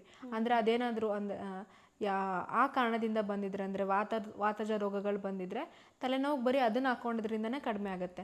ಅದ್ರ ಜೊತೆಗೆ ನೀವು ಅದನ್ನು ಹಾಕೊಳ್ಳೋದ್ರಿಂದ ತಲೆನೋವು ಜೊತೆಗೆ ನಾವು ತಲೆನೋವಿಗೆ ಅಂತ ಔಷಧಿ ಕೊಟ್ಟಿರ್ತೀವಿ. ಆ ಔಷಧಿಯಿಂದ ಅವ್ರಿಗೆ ಕೂದಲುದ್ರದ್ದು ಕಡಿಮೆ ಆಗಿರುತ್ತೆ. ಕಣ್ಣು ತೊಂದರೆ ಆಗಿದ್ರೆ ಕಣ್ಣು ತೊಂದರೆನೂ ಕಡಿಮೆ ಆಗಿರುತ್ತೆ. ನಾವು ಕೊಡೋದು ಈಗ ಆಯುರ್ವೇದ ಏನಕ್ಕೆ ಬೆಸ್ಟ್ ಅಂತ ನಾನು ಇದೇ ಕಾರಣ ಕೇಳ್ತೀನಿ. ಯಾಕಂದರೆ ತಲೆನೋವು ಅವ್ರಿಗೆ ತಲೆನೋವು ಕಡಿಮೆ ಆಗಲಿ ಅಂತ ಔಷಧಿ ಕೊಟ್ಟೆ, ಅಂದರೆ ಅದು ಪೂರ್ತಿ ಎಲ್ಲ ಇಂದ್ರಿಯಗಳ ಜೊತೆಗೂ ಕೆಲಸ ಮಾಡ್ತು, ಬೇರೆ ತೊಂದರೆಗಳೂ ಅದರಿಂದ ವಾಸಿ ಆಯಿತು. ಆದರೆ ಈಗ ಪ್ಯಾರಾಸಿಟಮಾಲ್ ತೊಗೊಂಡ್ರೆ ಹಂಗಾಗಲ್ಲ, ತಲೆನೋವು ಆ ಸೈನ್ ಅಂದರೆ ಸಿಂಪ್ಟಮ್ ಕಡಿಮೆ ಆಗುತ್ತೆ ಅಷ್ಟೇ, ಬಟ್ ಅದರಿಂದ ತುಂಬ ತಲೆನೋವು ಸೈಡ್ ಎಫೆಕ್ಟ್ಸ್ ಜಾಸ್ತಿ ಆಗುತ್ತೆ. ಇದರಿಂದ ಸೈಡ್ ಎಫೆಕ್ಟ್ಸ್ ಇಲ್ಲ, ಸೈಡ್ ಬೆನಿಫಿಟ್ಸ್ ಆಗುತ್ತೆ. ಸೊ ಅದಕ್ಕೆ ತುಪ್ಪ ಮತ್ತು ಕೊಬ್ಬರಿ ಎಣ್ಣೆಯಿಂದ ಯಾವುದೇ ಎಫೆಕ್ಟ್ ಆಗಲ್ಲ, ಅದರಿಂದ ಬೆನಿಫಿಟ್ಸೇ ಜಾಸ್ತಿ. ಕಿಡ್ನಿ ಸ್ಟೋನ್ಸ್ ಅಂತ ಪೇಷಂಟ್ಸ್ ಬರ್ತಾರೆ. ಎಲ್ಲರಿಗೂ ಒಂದೇ ಕಾರಣಕ್ಕಾಗಿರಲ್ಲ. ಕೆಲವರು ವಾಶ್ರೂಮ್ಗೆ ಹೋಗದಂತೆ ತಡ್ಕೊಂಡಿದ್ರೆ ಕಿಡ್ನಿ ಸ್ಟೋನ್ಸ್ ಆಗ್ತಿರುತ್ತೆ. ಕೆಲವರು ಅಂದರೆ ವೆಯ್ಟ್ ಲಾಸ್ ಮಾಡಬೇಕಂತ ಒಂದಷ್ಟು ಪ್ರೋಟೀನ್ ಪೌಡ್ರ್ಗಳನ್ನ ಜಾಸ್ತಿ ತೊಗೊಂಡಿರ್ತಾರೆ, ಕ್ಯಾಲ್ಶಿಯಂ ಇಂಟೇಕ್ ಜಾಸ್ತಿ ಮಾಡಿರ್ತಾರೆ, ಅದರಿಂದ ಬಂದಿರುತ್ತೆ. ಅವ್ರ ರೂಟ್ ಕಾಸ್ ಏನಂತ ತಿಳ್ಕೊಂಡು ಅದರಿಂದ ಅವ್ರನ್ನ ದೂರ ಇಡೋಕ್ಕೆ ಪ್ರಯತ್ನ ಪಡ್ತೀವಿ. ಅದ್ರ ಜೊತೆಗೆ ನಾವು ಒಂದಷ್ಟು ಮೆಡಿಸನ್ಸ್ ಕೊಡ್ತೀವಿ. ಕಿಡ್ನಿ ಸ್ಟೋನ್ ಆಗಿರೋದ್ರಿಂದ ಅದು ನೆಕ್ಸ್ಟ್ ಸ್ಟೆಪ್ ಅಂದರೆ ಕಿಡ್ನಿ ಡ್ಯಾಮೇಜ್ ಆಗೋ ಚಾನ್ಸ್ ಇರುತ್ತೆ. ಅದಕ್ಕೆ ಕಿಡ್ನಿ ಹೆಲ್ದಿಯಾಗಿರಲಿ ಅಂತ kidney stone syrups, kidney stone tablets, ಮತ್ತು ಅದಕ್ಕೆ ಅಂದರೆ ಹೀಟ್ ಜಾಸ್ತಿ ಆಗುತ್ತೆ ಅದನ್ನು ತಗೊಳ್ಳೋದ್ರಿಂದ. ಅದಕ್ಕೋಸ್ಕರ ಬೇರೆ ಆಯುರ್ವೇದ ಡ್ರಗ್ಸ್ಗಳನ್ನೂ ಸೇರಿಸಿ ಆಲ್ವೇರಾ ಜ್ಯೂಸ್ ಅಂತ ಕೊಡ್ತಾ ಇದ್ದೀವಿ. ಆಪ್ರೇಷನಲ್ಲಿ ಒಂದಷ್ಟು ಲಕ್ಷಾಂತರ ಖರ್ಚು ಮಾಡಿ ಮತ್ತೆ ಆಪ್ರೇಷನ್ ಮುಗಿದ್ಮೇಲೆ ಮತ್ತೆ ಓಡಾಡೋದ ಬದಲು ನಮ್ಮ ಔಷಧಿ ತೊಗೊಂಡ್ರೆ ಅವ್ರಿಗೆ ಇವಾಗ ಬಂದಿರೋದು ಆಪ್ರೇಷನ್ ಇಲ್ಲದೇನೂ ವಾಸಿನೂ ಕೂಡ ಆಗುತ್ತೆ. ಮತ್ತು ಹಿಂಗೆ ಬರದೇ ನಮ್ಮ ಲೈಫ್ ಸ್ಟೈಲ್ ಹೆಂಗೆ ಚೇಂಜ್ ಮಾಡ್ಕೊಳ್ಬೇಕಂತ ನಾವು ಅವ್ರಿಗೆ ತಿಳಿಸು ಕೂಡ ಕೊಡ್ತೀವಿ. ಈಗ ಇರೆಗ್ಯುಲರ್ ಮೆನ್ಸಸ್ ಇರುತ್ತೆ ಕೆಲವ್ರಿಗೆ ಮೆನ್ಸ್ಟ್ರಲ್ ಪ್ರಾಬ್ಲಮ್ ಇದ್ದಾಗ ತುಂಬ ನೋವು ಬರ್ತಿರುತ್ತೆ. ಅದಕ್ಕೆ ಟ್ಯಾಬ್ಲೆಟ್ಸ್ ತಗೊಳ್ತಾರೆ ಅವರು, ನೋವು ತಡ್ಕೊಳಕ್ಕಾಗಲ್ಲ ಅಥವಾ ಬೇರೆ ಆಚೆ ಹೋಗ್ಬೇಕಂತ ತಕ್ಷಣ ಮನೇಲಿ ಅವ್ರಿಗೇನು ಮಾಡ್ಕೋಬೇಕಂತ ನೋವು ತಡ್ಕೊಳ್ಳಲ್ಲ ಅಂತ ಅವರು ಟ್ಯಾಬ್ಲೆಟ್ಸ್ ತೊಗೊಳ್ತಾರೆ. ಆ ಟ್ಯಾಬ್ಲೆಟ್ಸಿಂದ ಬೇರೆ ಸೈಡ್ ಎಫೆಕ್ಟ್ಸ್ ಆಗೋ ಚಾನ್ಸಸ್ ಇರುತ್ತೆ ಅವ್ರಿಗೆ. ಮತ್ತು ಪೀರಿಯಡ್ಸ್ ಪೋಸ್ಟ್ಪೋನ್ ಮಾಡಬೇಕಂತ ಟ್ಯಾಬ್ಲೆಟ್ಸ್ಗಳು ತಗೊಳ್ತಾರೆ, ಅದರಿಂದ ಸೈಡ್ ಎಫೆಕ್ಟ್ಸ್ ಇರುತ್ತೆ. ನಾವು ಅವ್ರಿಗೆ ಪೋಸ್ಟ್ಪೋನ್ ಮಾಡಬೇಕಾದಾಗ ಏನು ಮಾಡಬಹುದು ಅಂದರೆ ಮೆಡಿಸಿನ್ಸ್ ತಗೊಳ್ದೆ ಏನು ಮಾಡಬಹುದು, ಅಥವಾ ಈಗ ತುಂಬ ನೋವು ಬರ್ತಿದ್ರೆ ಏನು ಮಾಡಬೇಕು, ಹೆವಿ ಫ್ಲೋ ಇದ್ದರೆ ಏನು ಮಾಡಬೇಕು, ಕಡಿಮೆ ಫ್ಲೋ ಇದ್ದರೆ ಏನು ಮಾಡಬೇಕು, ಪ್ರತಿಯೊಂದಕ್ಕೂ ಬೇರೆ ಬೇರೆ ಥರ ಔಷಧಿಗಳನ್ನ ನಾವು ಕೊಡ್ತೀವಿ. ಈಗ ನಾನು ಇನ್ನೊಂದು ಟಿಪ್ಸ್ ಏನು ಕೊಡ್ಬೋದು ಅಂತಂದರೆ ಮಂತ್ಲಿ ಪ್ರಾಬ್ಲಮ್ಸ್ ಇದ್ದಾಗ ನೋವು ತುಂಬ ಜಾಸ್ತಿ ಆಗ್ತಿದೆ, ನೋವು ತಡ್ಕೊಳಕ್ಕಾಗ್ದಿಲ್ಲ ಅಂದಾಗ ಮೆಡಿಸನ್ ಯಾವುದಾದ್ರೂ ಮಾತ್ರೆ ತೊಗೊಳಕ್ಕೆ ಬದಲು ಬೆಳಗ್ಗೆ ಊಟ ಮಾಡೋಕ್ಕೆ ಬಿಸಿ ಅನ್ನಕ್ಕೆ ಸ್ವಲ್ಪ ಇಂಗು ಸ್ವಲ್ಪ ತುಪ್ಪ, ಬೆಳಿಗ್ಗೆ ಫಸ್ಟ್ ಊಟ ಅಂದರೆ ಆ ಟೈಮಲ್ಲಿ ಸ್ವಲ್ಪ ಲೈಟಾಗಿ ಊಟ ಮಾಡಬೇಕು. ಅದರಲ್ಲಿ ಫಸ್ಟು ಇಂಗು ತುಪ್ಪ ಬಿಸಿ ಅನ್ನ, ಅಂದರೆ ಅವ್ರು ಊಟ 3 ಟೈಮು ಬಿಸಿನೇ ಊಟ ಮಾಡಬೇಕು. ಬರೀ ಇಂಗು ತುಪ್ಪ ಅನ್ನ ಊಟ ಮಾಡಿದ್ರೆ ಅಂದರೆ ಯಾಕೆ ಅವ್ರಿಗೆ ಯಾಕೆ ಪೇನ್ ಜಾಸ್ತಿ ಆಗುತ್ತೆ ಅಂದರೆ ನಾವು ವಾತ ಅಂತ ಹೇಳ್ತೀವಿ, ಅಂದರೆ ವಾತದಲ್ಲಿ 5 ಬರುತ್ತೆ. ಅದರಲ್ಲಿ ಅಪಾನ ವಾತ ಅಂದರೆ ಡೌನ್ವರ್ಡ್, ಯಾವಾಗಲೂ ಡೌನ್ವರ್ಡ್ ಕೆಲಸ ಮಾಡಬೇಕದು. ಈ ಅಪಾನ ವಾತ ಡೌನ್ವರ್ಡ್ ಹೋಗ್ಬೇಕಾಗಿರೋದು ಅಪ್ವರ್ಡ್ ಹೋದರೆ, ಅಂದರೆ ಅದು ನಾರ್ಮಲಾಗಿ ಡೌನ್ವರ್ಡ್ ಹೋಗೋ ಬದಲು ಅಪ್ವರ್ಡ್ ಹೋದರೆ ಆವಾಗ ನೋವು ಬರುತ್ತೆ. ಪೀರಿಯಡ್ಸ್ ಟೈಮಲ್ಲಿ ಅದಾಗೋ ಚಾನ್ಸಸ್ ಜಾಸ್ತಿ ಇರುತ್ತೆ. ಅದಕ್ಕೆ ನಾವು ಅದು ಡೌನ್ವರ್ಡ್ ಹೋಗ್ಬೇಕಂದ್ರೆ ಅನುಲೋಮನ ಅಂದರೆ ಡೌನ್ವರ್ಡ್ ಮೂಮೆಂಟಲ್ಲೇ ಹೋಗ್ಬೇಕಂದ್ರೆ ಹಿಂಗು ಅದಕ್ಕೆ ತುಂಬ ಚೆನ್ನಾಗಿ ಹೆಲ್ಪ್ ಮಾಡುತ್ತೆ, ಇಂಗು ತುಪ್ಪ. ಅದಕ್ಕೆ ನಾವು ಇಂಗು ತುಪ್ಪ ಬಿಸಿ ಅನ್ನೋ ಜೊತೆ ಊಟ ಮಾಡಿದ್ರೆ ಸಾಕು. ಓಕೆ. ಹಾಗೆ ಇವಾಗ ನೀವು ಮಾತಾಡುವಾಗ ಒಂದು ಸ್ವಲ್ಪ ಸಪ್ಲಿಮೆಂಟ್ಸ್ ಬಗ್ಗೆ ಮಾತಾಡ್ತೀವಿ. ಅಂದರೆ ಇವಾಗ ಕ್ಯಾಲ್ಶಿಯಂ ತೊಗೊತಾ ಇರ್ತಾರೆ ಅಥವಾ ಪ್ರೋಟೀನ್, ಎಕ್ಸ್ಟರ್ನಲ್ ಪ್ರೋಟೀನ್ ತೊಗೊತಾ ಇರ್ತಾರೆ, ಅದರಿಂದನೂ ಕಿಡ್ನಿ ಇದು ಪ್ರಾಬ್ಲಮ್ಸ್ ಬರುತ್ತೆ ಅಂತ. ಸೊ ನನಗೆ ಇವಾಗ ಇವಾಗ ನಾನು ಆಯುರ್ವೇದ ಸಪ್ಲಿಮೆಂಟ್ಸ್ ತೊಗೊತೀವಿ ಅಂದ್ಕೊಳ್ಳಿ, ಆವಾಗ ಏನು ಪ್ರಾಬ್ಲಮ್ಸ್ ಇರಲ್ವಾ? ಆಯುರ್ವೇದ ಸಪ್ಲಿಮೆಂಟ್ಸ್ ಅದನ್ನ ಆಯುರ್ವೇದ ಡಾಕ್ಟರ್ ಹತ್ರ ಪ್ರಿಸ್ಕ್ರೈಬ್ ಮಾಡಿ ತಗೋಬೇಕು. ಅವ್ರಿಗೆ ಯಾವ ಸಪ್ಲಿಮೆಂಟ್ಸ್ ಅವಶ್ಯಕತೆ ಇದೆ, ಯಾವುದನ್ನು ಅತಿಯಾಗಿ ತಗೋಬಾರ್ದು. ಈ ಹೊಟ್ಟೆ ನೋವು ಬಂದಾಗ ಈ ಔಷಧಿ ತಗೊಳ್ಳಿ ಅಂತ ಕೊಟ್ಟಿರ್ತೀವಿ. ಈ ಹೊಟ್ಟೆ ನೋವು ಬಂದಾಗ ವಾಸಿ ಆಗಿರುತ್ತೆ, ನೆಕ್ಸ್ಟ್ ಸಲ ಹೊಟ್ಟೆ ನೋವು ಬಂದಾಗ ಅವ್ರು ಡಾಕ್ಟರ್ ಹತ್ರ ಬರಲ್ಲ, ಅದೇ ಔಷಧಿ ತಗೊಳ್ತಿರ್ತಾರೆ. ಈ ದಿನ ತಗೊಳ್ಬೇಕನ್ನೋ ಥರ ಅಭ್ಯಾಸ ಮಾಡ್ಕೊಬಿಡ್ತಾರೆ. ಈಗ ತಲೆನೋವು ಬಂದಾಗ ಪ್ಯಾರಾಸಿಟಮಾಲ್ ಹೆಂಗೆ ತಗೊಳ್ತಾರೆ, ಹೊಟ್ಟೆ ನೋವು ಬಂದಾಗ ಈ ಆಯುರ್ವೇದ ಔಷಧಿ ತಗೋಬೇಕು ಅಂತ ಅವ್ರು ಫಿಕ್ಸ್ ಆಗಿಬಿಡ್ತಾರೆ. ಅದನ್ನ ಕ್ರಾನಿಕ್ ಆಗಿ ತಗೊಳ್ತಿರ್ತಾರೆ. ಅಂದರೆ ಆ ಥರ ನಾವು ಔಷಧಿನ ಆ ಟೈಮಿಗೆ ಅವ್ರಿಗೆ ಅವಶ್ಯಕತೆ ಇದೆ ಅಂತ ಕೊಟ್ಟಿರ್ತೀವಿ. ಅವ್ರು ಅದನ್ನೇ ಇದು ಹೊಟ್ಟೆ ನೋವು ಬಂದ ತಕ್ಷಣ ಇದನ್ನು ತಗೋಬೇಕಂತ ಫಿಕ್ಸ್ ಆಗಿ ಅದನ್ನೇ ತಗೊಳ್ತಿದ್ರೆ ಅದರಿಂದ ಎಫೆಕ್ಟ್ ಆಗೋದು ಇರುತ್ತೆ ಅವ್ರಿಗೆ. ಅದಕ್ಕೆ ಡಾಕ್ಟರ್ ಹತ್ರ ಕೇಳಿಕೊಂಡು ತಗೊಂಡ್ರೆ ಆ ರೀತಿ ತೊಂದರೆಗಳಾಗಲ್ಲ. ಓಕೆ. ಇವಾಗ ನಾನು ಡಯಾಬಿಟೀಸ್ ಬಂದೇ ಇಲ್ಲ, ಬಟ್ ನಾನು ಅದನ್ನು ಏನಾದರೂ ಆಗಲಿ ಏನೋ ತಡೆಗಟ್ಟಕ್ಕೆ ಇವಾಗ ಪ್ರಿಕಾಷನ್ ತೊಗೋಬೇಕು ಅಂದರೆ ಒಂದು ಟಾಪ್ 3 ಪಾಯಿಂಟ್ಸ್ ಹೇಳ್ತೀರಾ, ನಾವು ಏನು ಅಳವಡಿಸ್ಕೋಬೇಕು ನಮ್ಮ ಲೈಫ್ ಸ್ಟೈಲಲ್ಲಿ ಅಂತ? ಟಾಪ್ 3 ಪಾಯಿಂಟ್ಸ್ ಅಂತಂದರೆ ಡಯಾಬಿಟೀಸ್ ಅಂದರೆ ಏನಕ್ಕೆ ಬರ್ತಿರುತ್ತೆ ಅಂತಂದರೆ ನಾನು ಮೊದಲೇ ಹೇಳ್ದಂಗೆ ತುಂಬ ಹೊತ್ತು ಕೂತಿದ್ರೆ, ತುಂಬ ಹೊತ್ತು ಮಲಗಿದ್ರೆ ಬರುತ್ತೆ ಅಂತ ಹೇಳಿದೆ. ಅದನ್ನು ಸ್ವಲ್ಪ ಅಂದರೆ ಏನು ಮಾಡಿದ ತಕ್ಷಣ ಮಲಗೋ ಅಭ್ಯಾಸ ಇರುತ್ತೆ. ಅಂದರೆ ಬೆಳಿಗ್ಗೆ ಹೊತ್ತು ಮಲಗೋದು ಒಂದು ದೊಡ್ಡ ಕಾರಣ. ಡಯಾಬಿಟೀಸ್ ಬಂದಿರೋರ್ಗೆ ಆಲ್ಮೋಸ್ಟ್ ನೀವು ಕೇಳಿದ್ರೆ ಅಂದರೆ ಅವ್ರು ಬೆಳಿಗ್ಗೆ ಹೊತ್ತು ಮಲ್ಕೋತಿರ್ತಾರೆ, ಅಂದ್ರೆ ಮಧ್ಯಾಹ್ನ ಊಟ ಮಾಡಿ ಮಧ್ಯಾಹ್ನ ಬೆಳಗ್ಗೆ ಲೇಟ್ ಬೆಳಗ್ಗೆ ಅಂದ್ರೆ ಮಧ್ಯಾಹ್ನ ಅಂದ್ರೆ ಬೆಳಗ್ಗೆ ಮಲ್ಕೊಳ್ಳೋದು ದಿವಾ ಸ್ವಪ್ನ ಮಾಡಬಾರ್ದು ಅಂತ ಹೇಳ್ತೀವಿ. ಅದ್ರಲ್ಲೂ ಕೆಲವ್ರಿಗೆ ನಂಗೆ ಮಲ್ಕೊಳಕ್ ಆಗದೆ, ರಾತ್ರಿ ನಿದ್ದೆ ಬರಲ್ಲ, ನಂಗೆ ಮಲ್ಕೊಳ್ಳೇಬೇಕಂದವರು ಅವ್ರು ಏನು ಮಾಡಬಹುದು ಅಂತಂದರೆ, ದಿವಾ ಸ್ವಪ್ನ ಮಾಡಲೇಬೇಕಂತಂದ್ರೆ ಊಟಕ್ಕಿಂತ ಮುಂಚೆ ಮಾಡ್ಬೇಕು. ಈಗ ಊಟ ಮಾಡಿದ ತಕ್ಷಣ ಮಲ್ಕೊಳಕ್ ಬದಲು ನಂಗೆ ಅಭ್ಯಾಸ ಬಿಡೋಕ್ಕಾಗಲ್ಲ ಅಂತಂದರೆ, ಈಗ ಮಧ್ಯಾಹ್ನ ಊಟಕ್ಕಿಂತ ಮುಂಚೆ ಈಗ 1 ಗಂಟೆಗೆ ಊಟ ಮಾಡಿ 2 ಗಂಟೆಗೆ ಮಲ್ಕೊಳಕ್ ಬದಲು 12 ಗಂಟೆಗೆ ಮಲ್ಕೊಂಡು, ಅಂದರೆ ಅವಾಗ ಬೆಳಗ್ಗೆ ತಿಂದಿರ್ತಾರೆ ಊಟ, 12 ಗಂಟೆ ಅಷ್ಟಲ್ಲಿ ಹಸುವಾಗಿ ಎಲ್ಲ ಜೀರ್ಣ ಆಗಿರುತ್ತೆ, 12 ಗಂಟೆಗೆ ಮಲ್ಕೊಂಡು ಎದ್ದ ಆಮೇಲೆ ಊಟ ಮಾಡಿದ್ರೆ ಅದರಿಂದ ಎಫೆಕ್ಟ್ ಆಗೋದು ಕಡಿಮೆ ಆಗುತ್ತೆ. ಅದನ್ನೊಂದು ಮಾಡಿಸ್ಕೋಬೋದು. ಅದ್ರ ಜೊತೆಗೆ ಈಗ ನಮ್ಮದು ಜನ್ರೇಷನ್ ಟು ಜನ್ರೇಷನ್ ಬರ್ತಿದೆ, ಅದನ್ನು ನೆಕ್ಸ್ಟ್ ನನ್ನ ಮಗನಿಗೆ ಬರಬಾರ್ದು ಇದು ಅಂತ ಅಂದ್ಕೊಳ್ಳೋರು ಅದು ಏನೋ ಮಾಡ್ಬೋದು ಅಂದರೆ, ನಾವು ಶುದ್ಧೀಕರಣ ಅಂತ ಹೇಳ್ತೀವಿ. ಈಗ ಮದುವೆ ಆದ ತಕ್ಷಣ ಅವ್ರ ಫ್ಯಾಮಿಲಿ ಪ್ಲ್ಯಾನ್ ಮಾಡುವಾಗ ವೈಫ್ ಆಗಲಿ ಹಸ್ಬೆಂಡ್ ಆಗಲಿ ಒಂದು ಶೋಧನ ಅಂತ ಮಾಡಿಸ್ಕೊಂಡ್ರೆ, ನಾವು ಪಂಚಕರ್ಮ ಥೆರಪಿಲಿ ಮಾಡ್ತೀವಿ ಆ ಥರ. ವಮನ, ವಿರೇಚನ, ರಕ್ತಮೋಕ್ಷಣ ಅಂತ ಒಂದು 5 ಶೋಧನ ಕರ್ಮಗಳನ್ನ ಮಾಡ್ತೀವಿ. ಆ ಥರ ಕರ್ಮಗಳನ್ನ ಅವ್ರಿಗೆ ಯಾವ್ದು ಸೂಟೇಬಲ್ ಇದೆ ಅದನ್ನು, ಅಂದರೆ ಅವ್ರ ಫ್ಯಾಮಿಲಿ ಪ್ಲ್ಯಾನ್ ಮಾಡ್ಕೊಳ್ಳೋಕ್ಕಿಂತ ಮುಂಚೆ ಆ ಶೋಧನ ಕರ್ಮಗಳನ್ನ ಮಾಡಿಕೊಂಡ್ರೆ, ಅದೀಗ ಅವ್ರ ಫ್ಯಾಮಿಲಿಯಿಂದ ಬರ್ತಾ ಇರೋ ಒಂದಷ್ಟು ಡಿಸೀಸ್, PCOD ಆಗಿರಲಿ ಅಥವಾ ಡಯಾಬಿಟೀಸ್ ಆಗಿರಲಿ ಅಥವಾ ಹಾರ್ಟ್ ಏನಾದರೂ ತೊಂದರೆ ಇದ್ರೂ ಅದನ್ನು ಅವ್ರು ತಡೆಗಟ್ಬೋದು. ಅಂದರೆ ಪ್ಲ್ಯಾನ್ ಮಾಡೋಕ್ಕಿಂತ ಮುಂಚೆ ಶೋಧನ ಮಾಡ್ಕೊಳ್ಳೋದ್ರಿಂದ ಅದನ್ನು ತಡೆಗಟ್ಬೋದು. ಹಾಗಾದ್ರೆ ನೀವು ಹೇಳ್ತಿರೋದ್ರೆ ಆ ಶೋಧನ ನಮ್ದು ಜೆನೆಟಿಕ್ಸ್ನ ಚೇಂಜ್ ಮಾಡುತ್ತೆ, ಹೆಲ್ಪ್ ಮಾಡುತ್ತೆ. ಅದು ಕೂಡ ಮಾಡ್ಬೋದು. ಮತ್ತು ಈಗ ಆಲ್ಮೋಸ್ಟ್ ಈಗ ಎಲ್ಲ ಮನೆಯಲ್ಲೂ ಎಣ್ಣೆ ಯಾವ್ದು ಬಳಸ್ತಿದ್ದೀರಾ ಅಂತಂದರೆ, ಯಾವುದೋ ಒಂದು ಕಂಪ್ನಿ ಎಣ್ಣೆ ಹೇಳ್ತಾರೆ, ಗೋಲ್ಡ್ ವಿನ್ನರ್, ಸನ್ಫ್ಲವರ್ ಅಂತ. ಅದರದ್ದು ರೇಟ್ ಕೇಳಿದ್ರೆ ನೀವು 1 ಲೀಟ್ರಿಗೆ 150 ಅಂತ ಹೇಳ್ತಾರೆ. ನಾವು ಈಗ ಪ್ರಾಪರ್ ಸೂರ್ಯಕಾಂತಿನೇ ತಗೊಂಡು ಎಣ್ಣೆ ಮಾಡಿಸಿದ್ರು 500ರಿಂದ 600 ರೂಪಾಯಿ ಆಗುತ್ತೆ 1 ಲೀಟ್ರು. ಆದರೆ ಅವ್ರು 150 ಕೊಡ್ತಿದ್ದಾರೆ ಅಂದರೆ ಅದು ಪ್ರಾಪರ್ ಸೂರ್ಯಕಾಂತಿ ಆಗಿರಲ್ಲ, ಪೆಟ್ರೋಲಿಯಂ ಪ್ರಾಡಕ್ಟ್ಸಿಂದ ಎಣ್ಣೆ ಮಾಡಿರ್ತಾರೆ. ಆಲ್ಮೋಸ್ಟ್ ಎಲ್ಲರ ಮನೇಲೂ ಅದನ್ನೇ ಬಳಸ್ತಿರ್ತಾರೆ. ಅದನ್ನು ಚೇಂಜ್ ಮಾಡಿದ್ರೇ ತುಂಬ ಜನಕ್ಕೆ ಶುಗರ್ ಕಡಿಮೆ ಆಗಿದೆ. ಅಂದರೆ ಎಣ್ಣೆ ಬರೀ ಮನೇಲಿರೋ ಎಣ್ಣೆ ಬಳಸಿದ್ರೇ ನಾವು ನೀವು ಒಂದು ತಿಂಗಳು ನೀವೇನು ಮಾಡಬೇಡಿ, ನೀವೇನು ಔಷಧಿ ತೊಗೋಬೇಡಿ, ಬರೀ ಸನ್ಫ್ಲವರ್ ಎಣ್ಣೆ ಬದಲು ಕೊಬ್ಬರಿ ಎಣ್ಣೆ ಬಳಸಿ, ಗಾಂಡಿನ ತನ್ನ ಮನೇಲಿ ಕೊಬ್ಬರಿ ಎಣ್ಣೆ ಬಳಸಿ, ಬೇರೆ ಏನು ಔಷಧಿ ತೊಗೋಬೇಡಿ ಅಂತಂದಾಗಲೇ, ಬರೀ ಅದನ್ನು ಚೇಂಜ್ ಮಾಡಿದಾಗಲೇ ಅವ್ರ ಶುಗರ್ ಲೆವೆಲ್ ಕಡಿಮೆ ಆಗಿದೆ. ಅದರಿಂದ ಆ ರೀತಿ ಅಂದರೆ ಅವ್ರ ಮನೇಲಿ ಬಳಸ್ತಾ ಇರೋದು ಯಾವುದು ಒಳ್ಳೆಯದು, ಪ್ರಿಸರ್ವ್ಡ್ ಅಂದರೆ ಪ್ಯಾಕ್ಡ್ ಫುಡ್ ಐಟಮ್ಸ್ ಬಳಸೋದು, ಮ್ಯಾಗಿ ಬಳಸೋದು, ಅಥವಾ ಬೇರೆ ಏನೋ ಪ್ಯಾಕ್ಡ್ ಇರುತ್ತೆ ಅಂದರೆ ಇನ್ಸ್ಟೆಂಟ್ ಫುಡ್ಸ್. ಆಮೇಲೆ ಫ್ರಿಡ್ಜ್, ಈಗ ಅದು ಫ್ರಿಜ್ಜಲ್ಲಿ ತುಂಬ ಅವಾಗ ಮನೇಲೆಲ್ಲ ಫ್ರಿಜ್ಜೇ ಇರ್ತಿರಲಿಲ್ಲ. ಇವಾಗ ಏನೇ ಇದ್ದರೂ ಉಳಿದ ತಕ್ಷಣ ಫ್ರಿಜ್ಜಲ್ಲಿ ಇಟ್ಬಿಟ್ಟು ನೆಕ್ಸ್ಟ್ ಡೇ ಬಳಸೋದು, ಅಥವಾ ವಾರ ಪೂರ್ತಿ ಕೆಲ್ಸಕ್ಕೆ ಹೋಗ್ತಿರ್ತೀವಿ, ಮಾಡ್ಕೊಳಕ್ಕಾಗಲ್ಲ ಅಂತ ಸಂಡೇ ಒಂದ್ಸಲ ಎಲ್ಲ ಅಡುಗೆಗಳನ್ನೂ ಮಾಡಿ ಫ್ರಿಜ್ಜಲ್ಲಿ ಇಟ್ಟು ಅದನ್ನು ಬಿಸಿ ಮಾಡ್ಕೊಂಡು ಊಟ ಮಾಡೋ ಅಭ್ಯಾಸಗಳು ಒಂದಷ್ಟು ಜನಕ್ಕಿರುತ್ತೆ. ಅದರಿಂದ ಕೂಡ ಬರ್ತಿರುತ್ತೆ. ಅಂತ ಸಣ್ಣ ಸಣ್ಣ ಅಭ್ಯಾಸಗಳನ್ನ ಬಿಟ್ರೇ ಶುಗರ್ ಕಂಟ್ರೋಲ್ ಬರುತ್ತೆ. ಫಸ್ಟ್ ಆ ಸ್ಟೆಪ್ಪನ್ನು ಮಾಡಿ, ಅದರಿಂದ ವಾಸಿ ಆಗಿಲ್ಲ ಅಂದಾಗ ಆಮೇಲೆ ನೆಕ್ಸ್ಟ್ ಮೆಡಿಸನ್ಗೆ ಹೋದರೆ ಒಳ್ಳೆಯದು ಅಂತ ಅನ್ಸುತ್ತೆ. ಈ ಎಣ್ಣೆ ಇವಾಗ ನೀವು ಹೇಳಿದ್ರಿ ಕೊಕೊನಟ್ ಆಯಿಲ್ ಇದೆಲ್ಲ ಯೂಸ್ ಮಾಡ್ಬೋದು ಅಂತ, ಕೊಲೆಸ್ಟ್ರಾಲ್ ಇರೋರು ಮತ್ತೆ ಅವಾಗ ಪ್ರಾಬ್ಲಮ್ ಆಗಲ್ವಾ? ಅಂದರೆ ಕೊಬ್ಬರಿ ಎಣ್ಣೆ, ಶೇಂಗಾ ಎಣ್ಣೆ ಗಾಣದಿಂದ ಇವಾಗ ಡೈರೆಕ್ಟಾಗಿ ತೊಗೊಂಬಂದು ಮಾಡ್ತಿದ್ದಾರೆ, ಬಟ್ ಅವ್ರಿಗೇನು ಭಯ ಇದೆ ಅಂದರೆ ಕೊಲೆಸ್ಟ್ರಾಲ್ ಬಂದುಬಿಡುತ್ತೆ ಅಂತ. ಅಲ್ಲ, ಈಗ ಈ ಎಣ್ಣೆಯಿಂದನೂ ಕೊಲೆಸ್ಟ್ರಾಲ್ ಬಂದೇ ಬರುತ್ತೆ. ಕೊಬ್ಬರಿ ಎಣ್ಣೆ, ಶೇಂಗಾ ಎಣ್ಣೆ ಆಗಲ್ಲ ಅಂದರೆ ಇದು ಸೂರ್ಯಕಾಂತಿ ಎಣ್ಣೆ ಕೂಡ ಗಾಂಡಿನ ಸಿಗುತ್ತೆ. ಅಂದರೆ ಅವ್ರು ಬಳಸ್ತಿರೋದು ಒಳ್ಳೇದಾ, ಅವ್ರು ಹೇಳ್ತಿರೋ ಸೂರ್ಯಕಾಂತಿ ಅಂದರೆ ಸೂರ್ಯಕಾಂತಿ ಎಣ್ಣೆನೇ ಕೊಡ್ತಿದ್ದಾರೆ ಅವರು, ಅದನ್ನು ನೋಡಿ ಬಳಸೋದು ಬೆಟರ್ ಅಂತ ಹೇಳ್ತಾರೆ. Quality. Okay okay, thank you so much Sahana ಅವರೇ. Thank you. ತುಂಬಾ ಟಿಪ್ಸ್ ಸಿಕ್ತು, ಅಂದರೆ ತುಂಬ ಕ್ಲಾರಿಟಿ ಸಿಕ್ತು. ಅಂದರೆ ಏನೇನು ಮಾಡ್ಕೋಬೇಕು ಈ ಡಯಾಬಿಟೀಸ್ಗೆ, ಅಂದರೆ ಬರೀ ಶುಗರ್ ಕಾರಣ ಅಂತ ಅಂದ್ಕೊಂಡಿದ್ವಿ ಇದುವರೆಗೂ. ಸೊ ಇವಾಗ ಒಂದು ಸ್ವಲ್ಪ ನಮ್ಮ ಲೈಫ್ ಸ್ಟೈಲು ಕೂಡ ಮ್ಯಾಟರ್ ಆಗುತ್ತೆ, ಮತ್ತು ಡೈರೆಕ್ಟಾಗಿ ಮೆಡಿಸಿನ್ಗೆ ಹೋಗೋ ನೆಸಸರಿ ಇಲ್ಲ. ಮತ್ತು ಫಸ್ಟ್ ಆಫ್ ಆಲ್ ನಮಗೆ ಕ್ಯೂರ್ ಆಗುತ್ತೆ ಅನ್ನೋದೇ ಗೊತ್ತಿರಲಿಲ್ಲ. ಸೊ ಕ್ಯೂರ್ ಕೂಡ ಇದೆ ಅನ್ನೋದೆಲ್ಲ ನೀವು ತಿಳಿಸಿದ್ರಿ. Thank you so much. Thank you. ನಿಮ್ಮನ್ನು ಮೀಟ್ ಮಾಡಿ ನನಗೂ ಖುಷಿ ಆಯಿತು. ನಿಮ್ಮ ಥ್ರೂಯಿಂದ ಅಥವಾ ನಿಮ್ಮ ಕಾರಣದಿಂದ ನಾನು ಜನಕ್ಕೆ ಕನೆಕ್ಟ್ ಆಗೋಕ್ಕೆ ಹೆಲ್ಪ್ ಆಗುತ್ತೆ. Thank you so much.